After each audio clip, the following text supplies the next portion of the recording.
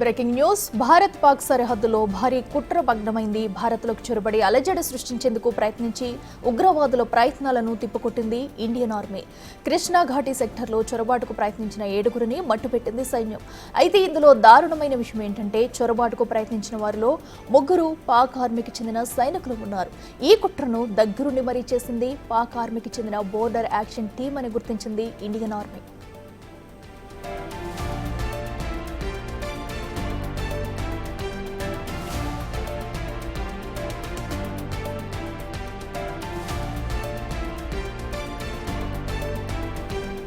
ఈ చొరబాట్లు ఫిబ్రవరి 4 అర్ధరాత్రి జరిగినట్టు తెలుస్తోంది. ఫిబ్రవరి 5న కశ్మీర్ సంఘీభావ దినోత్సవం జరుపుకుంది పాకిస్తాన్. అదే రోజు పీఓకేలో హమాస్, లష్కరే తోయిబా నేతలు భేటీ అయ్యారు. అదే సమయంలో ఇలా చొరబాట్లు జరిపి భారీ విధ్వంసం సృష్టించాలని ప్లాన్ చేసినట్టు తెలుస్తుంది. ఇండియన్ ఆర్మీ ఫార్వర్డ్ పోస్ట్ పై దాడి చేసేందుకు స్కెచ్ వేసినట్టు తెలుస్తుంది.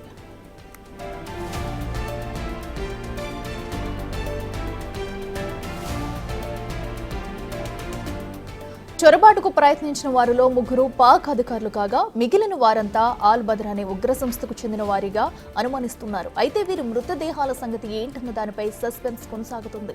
అయితే పాక్ ఆర్మీ కూడా కాల్పులు జరిపి వారి మృతదేహాలను వెనక్కి తీసుకువెళ్లినట్టు అనుమానాలున్నాయి. నిజానికి ఎల్ఓసి వెంబడి కాల్పుల విరమణ ఒప్పందం అమల్లో ఉంది. కానీ పాక్ బిఏటీ మాత్రం ఉగ్రవాదులను దగ్గరుండి మరీ సరిహద్దును దాటిస్తుందని ఎన్నో ఏళ్లుగా ఆరోపణలు ఉన్నాయి.